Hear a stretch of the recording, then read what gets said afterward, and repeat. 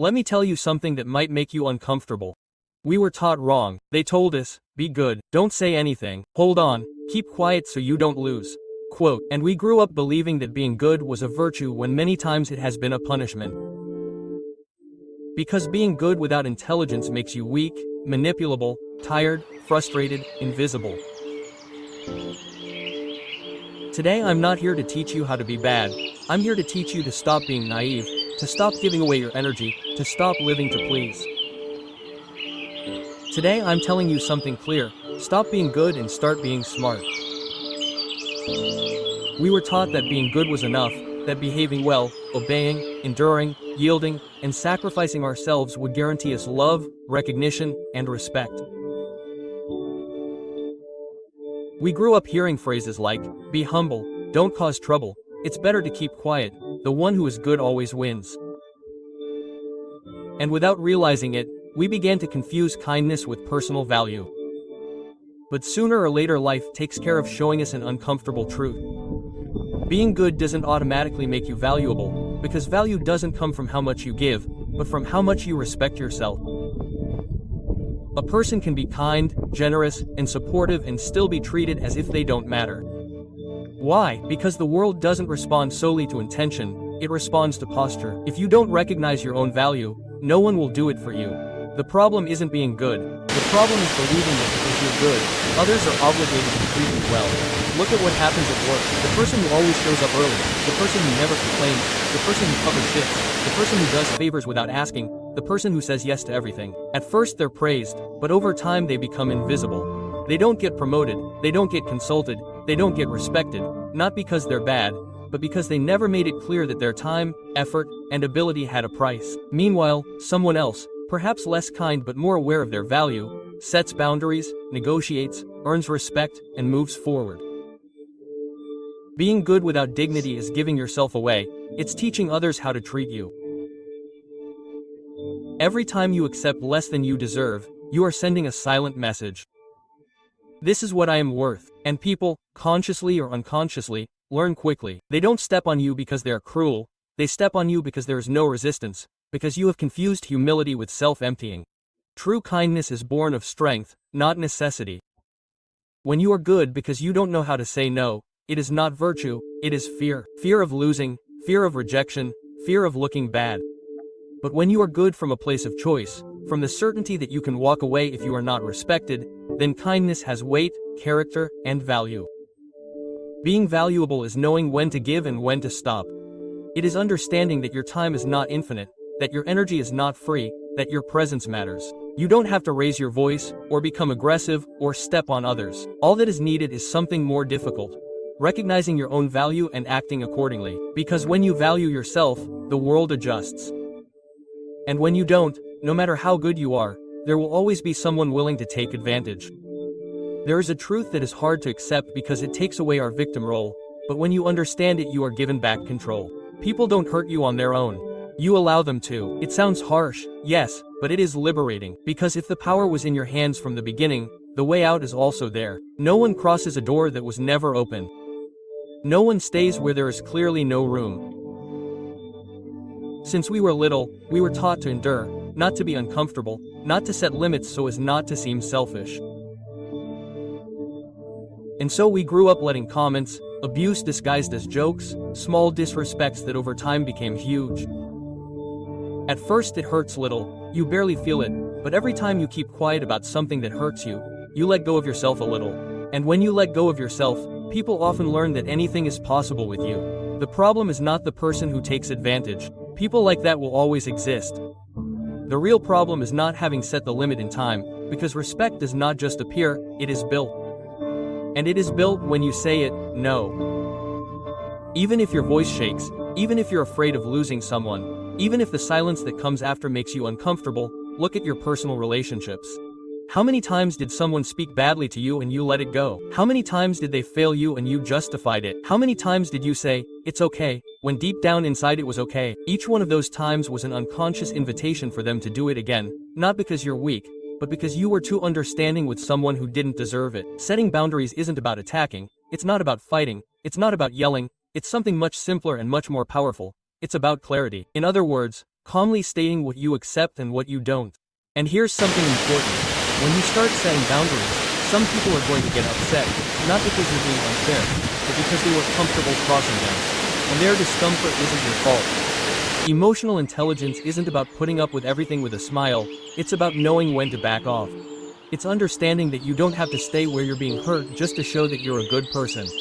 Because an intelligent person doesn't just convince anyone of their worth, they respect themselves and let the world react. And when you start doing that, something changes. Not everyone leaves. Some adjust their behavior, others disappear.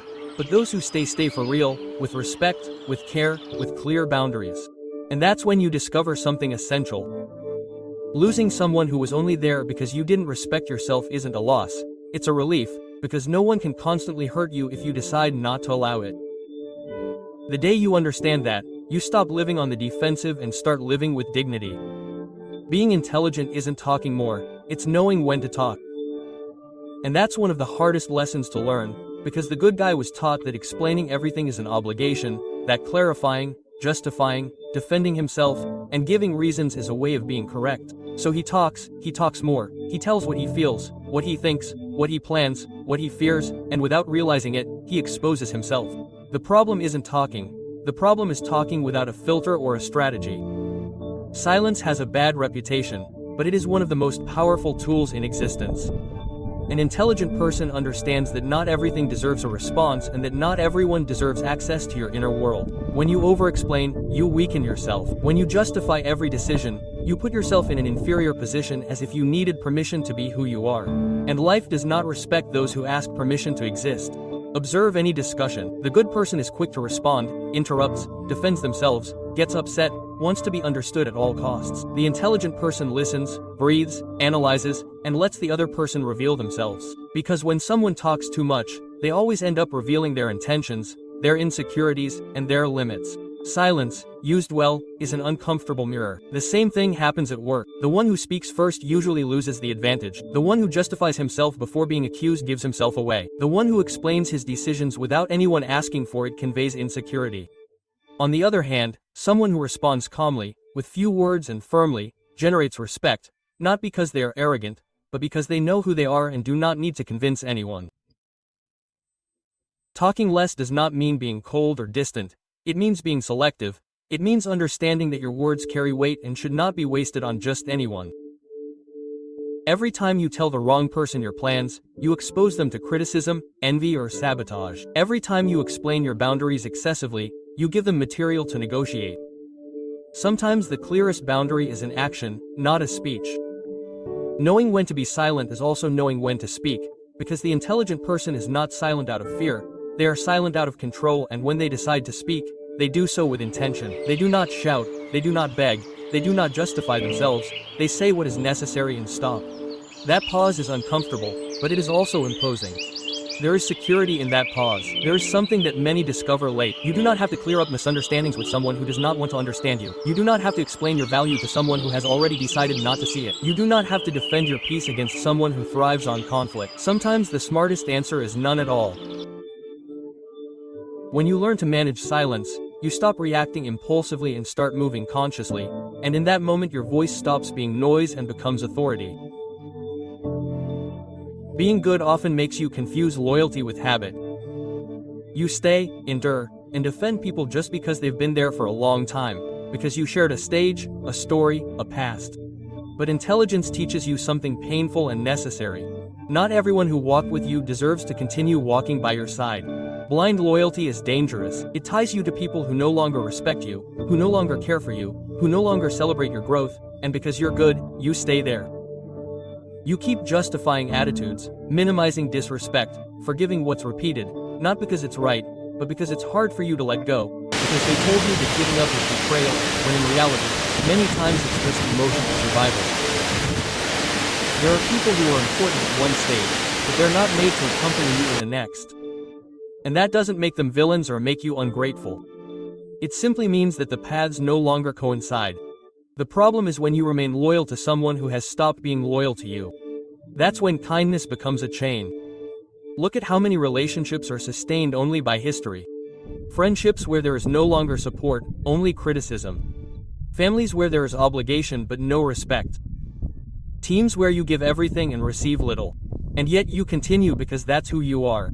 But being intelligent means understanding that loyalty must be reciprocal, not perfect, but fair. Emotional intelligence teaches you to observe actions, not words. There are people who say, "I'll always be there," but they disappear when you need them the most. Others don't promise anything, but they stay. The good one believes in promises. The intelligent one believes in facts because facts don't lie.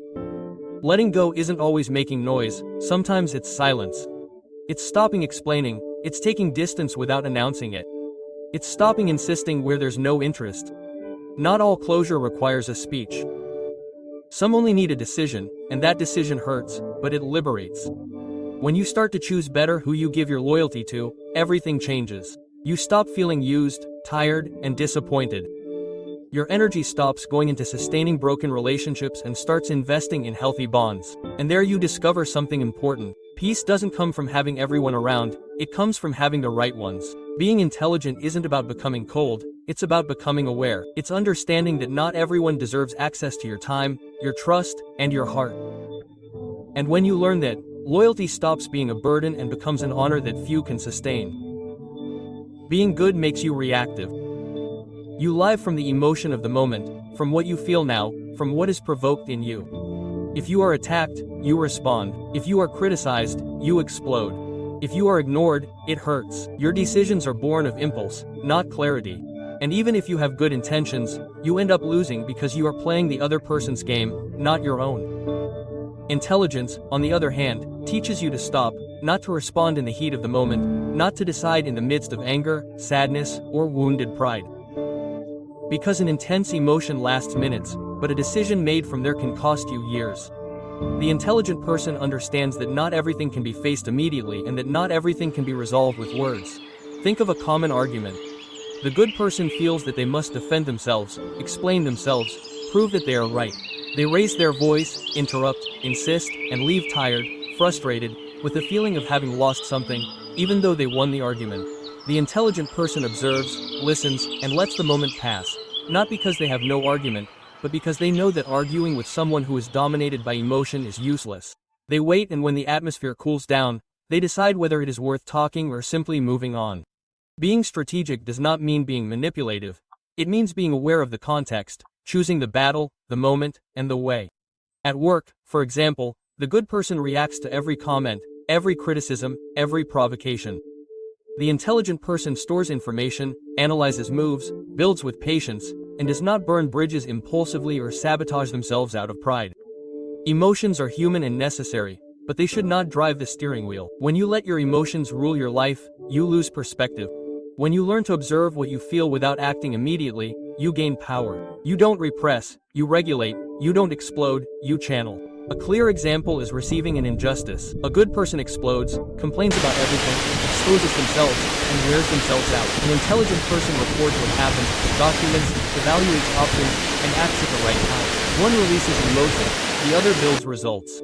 Strategy also involves knowing how to retreat. Sometimes the smartest move is not to move forward, but to stop, not insist, not force, or pursue. A good person pursues out of attachment, an intelligent person moves by vision. When you move from the emotional to the strategic, your life changes pace. You no longer react to everything. You no longer get worn out by every word someone else says. You begin to move with intention. And that calm, that pause, that clarity is what many confuse with coldness when in reality it is maturity. Because those who control their emotions control their decisions, and those who control their decisions control their path. Saying no is hard because we were taught that it's good to be nice and that refusing is selfish. We grow up thinking that we should always give in, help, give more than we have, and accept situations that make us uncomfortable. They fill us with guilt, but how are you going to say no? Think of others, don't be cruel. And that's where a cycle begins that wears you down, steals your energy, and makes you feel trapped in your own life. But the truth is clear, saying no is not selfish, it's responsibility. It's taking care of your time, your energy, and your space. It's recognizing that you can't be useful or present for others if you don't take care of yourself first. The guilt we feel when saying no is not a moral punishment, it's a reflection of the programming we received as children. And that programming must be broken if we want to live with dignity. When you learn to say no, without fear, something changes. People start to respect you because they value what's hard to achieve. You always say yes. Everyone comes to you as if your time and resources were infinite, and your limits are never questioned. But when you say no firmly, you are showing your value. You are saying that your time and energy have a price. And that message, although uncomfortable for some, is necessary for your freedom. It is not about saying no to everything. It is about choosing to whom, when and how you say yes. That is, yes from a place of awareness and genuine desire, not from obligation or fear of rejection. That is why a person who knows how to say no does not get trapped in toxic relationships, impossible commitments, or situations that do not add up to them. Their kindness is not wasted, their time is not diluted. Think of it this way. When you are unable to say no, your kindness becomes a debt. You are left exhausted, resentful, frustrated, and in the end, the person receiving your help does not always appreciate the sacrifice, they take it for granted. On the other hand, when you learn to set clear boundaries, your kindness ceases to be a sacrifice and becomes a conscious gift. You give because you want to, not because you have to. An everyday example. Someone asks you for a favor that takes time away from your projects or your rest. The good person feels guilty and accepts, even if it weighs on them. The intelligent person evaluates, decides and says, no, it is appropriate. They do it not with anger or arrogance, they do it firmly and clearly. The result is that they respect their space, maintain their energy and, paradoxically, increase the respect of others for them. Saying, no, no, no, destroys relationships, reveals them. You separate what is authentic from what is self-interest, what is reciprocal from what is unilateral. Every well-given, no, is an act of intelligence and self-love. It is a step towards a life where you are a priority and not the background for the needs of others. When you start practicing it, the feeling is liberating. You discover that guilt disappears, your energy multiplies and the right people stay, while those who only sought to take advantage walk away. There you understand that the well-placed no is not a limit for others, but a bridge to your own freedom. One of the biggest pitfalls of being good is taking everything personally. Every criticism, every indifference, every action that hurts you feels like a direct attack on your being. And so you live carrying resentment, frustration, and fear, reacting to everything that happens around you. The problem is that life doesn't revolve around you. Most of the actions of others have nothing to do with you, but with themselves. But the good ones don't understand this, the intelligent ones do. When you learn that not everything is personal, you begin to live freely. You begin to distinguish between what deserves your attention and what doesn't. Do you understand that someone's criticism may reflect their own insecurity, fear, or frustration, not a failing of yours? You learn to accept harsh words without feeling attacked, because your self-esteem does not depend on the judgment of others. You become strong not by raising your voice, but by staying calm when everyone expects you to react. This change in perspective is powerful. It allows you to respond clearly instead of reacting impulsively. It allows you to gain emotional distance when something is not worth your energy. It allows you to choose your battles because you understand that not every conflict requires your participation. While the good person wears themselves out fighting every argument, defending every comment, justifying every action, the intelligent person observes, analyzes, and decides if it's worth investing their time and energy. Think about it this way. How many times have you felt hurt by something that really had nothing to do with you? How many times have you overreacted because you assumed someone else's intention was to hurt you? Every time you do this, you give away your power. Every time you take external things personally, you let others control your emotions. Intelligence is about taking that power back, realizing that you choose how to react, that your peace doesn't depend on what others do or say. Furthermore, understanding that not everything is personal frees you from the burden of pleasing everyone. You stop constantly seeking approval. You stop justifying your decisions to anyone who has an opinion because you know that other people's lives don't reflect your worth and that their opinion doesn't define who you are. This doesn't make you insensitive, it makes you aware. You don't become indifferent, you become selective. You begin to invest your energy in what really matters, in the people who deserve your time, in the causes that truly add up. The intelligent person knows that the world will continue to be unfair, that there will be criticism, conflict, and disappointment, but they no longer internalize them, they no longer allow them to define their day, their mood, or their self-esteem. They maintain their balance while others lose their cool. Their strength lies in emotional stability, in the ability to not react to everything, in the clarity of differentiating between what is personal and what is foreign. When you understand this, you realize something. Inner peace is not gained by avoiding problems, but by controlling how you perceive them. It is not gained by trying to please everyone, but by respecting your boundaries and your emotions. And when you achieve that, you are finally free, because no one can truly hurt you if you do not allow it. True kindness does not come from weakness. And this is where many are wrong. Many believe that being good means always giving in, apologizing for existing, sacrificing your desires for others.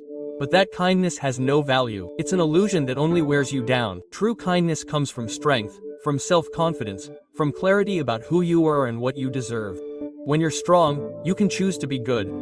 When you're weak, your kindness becomes your mission. Being strong doesn't mean being aggressive or insensitive. It means having control over your time, your energy, and your mind. It means being able to help, love, give, and support without feeling like you're losing yourself in the process. Because kindness born of weakness is always accompanied by resentment.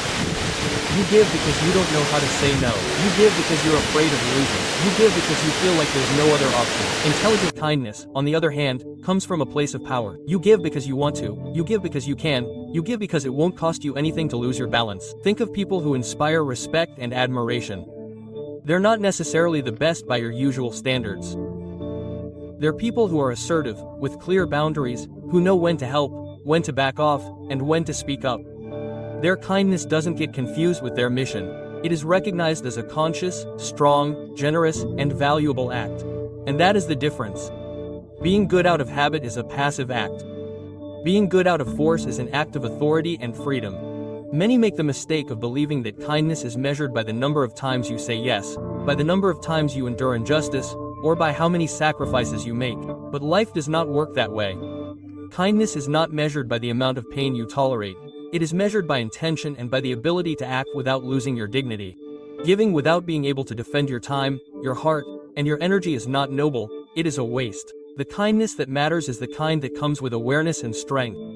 When you are strong, you can look someone in the eye and say, not without guilt. You can walk away from those who do not value you. You can set clear boundaries and still be generous without being seen as weak. That kindness generates respect, influence, and admiration. It is not about proving anything. It is about living with integrity and authenticity. When you stop being good out of fear and start being good out of choice, something changes. Your kindness ceases to be a sacrifice and becomes power. Being intelligent, firm, and strategic does not kill kindness. It transforms it, freeing you from the burden of pleasing, of justifying, of enduring injustice. It allows you to give and love with intensity, but also with clarity. It allows you to be generous without exhausting yourself, to be empathetic without allowing yourself to be trampled on, to be supportive without being robbed. That is the kindness that builds respect, healthy relationships, and a dignified life. When you finally understand this, you see that being good is not enough, that emotional intelligence, boundaries, and strength are essential. Conscious kindness is a powerful choice, and that choice makes you someone who is not only good, but valuable, respected, and free. Because true kindness is born of power, not weakness. And when you master it, your life changes forever. Today I have shown you something that you may have a hard time accepting. Being good is not enough. Being good without intelligence, without boundaries, without strategies, without respect for your own worth leaves you vulnerable, invisible, and exhausted. We were taught to yield, to be silent, to please, to put others before ourselves. But that is not nobility, that is submission. And life does not reward submission, it rewards conscious strength. Stopping being good out of habit and starting to be intelligent does not mean becoming cold or selfish. It means understanding that your time, your energy, and your heart have value. It means choosing when to say yes and when to say no, when to speak and when to be silent, when to approach and when to walk away. It means recognizing that not everything is personal and that not everyone deserves your loyalty. Intelligence transforms your kindness into power, your generosity into respect, and your calmness into authority. Today I invite you to look at your life honestly. Ask yourself, to whom have I given too much without receiving respect? Where have I allowed myself to be used for fear of losing something that was not mine? What decisions have I made driven by emotion instead of clarity? Each answer is a step toward freedom. Each boundary you set is an act of self-love. Each well-placed no is a silent victory.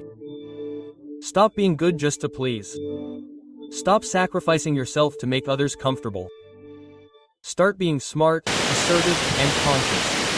Only then will your kindness be valued, your energy respected, and your life filled with purpose. True transformation begins when you decide that your well-being is non-negotiable, because powerful kindness is not born of weakness, it is born of strength.